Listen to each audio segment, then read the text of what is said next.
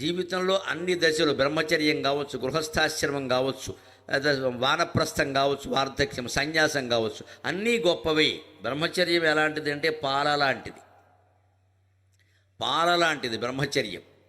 ఆర్ద్రంగా ఉంటుంది, స్వచ్ఛంగా ఉంటుంది. తల్లిదండ్రుల సేవలో ఉంటాం, వాళ్ళు బాధ్యత వహిస్తారు.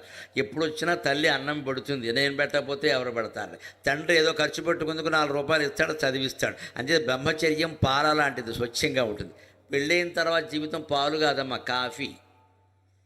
కొంచెం చేదుగా ఉంటుంది, కానీ తాగుతుంటే బాగుంటుంది. కాఫీ ఎందుకు బాగుంటుందంటే చేదుగా ఉంటుంది కాబట్టి.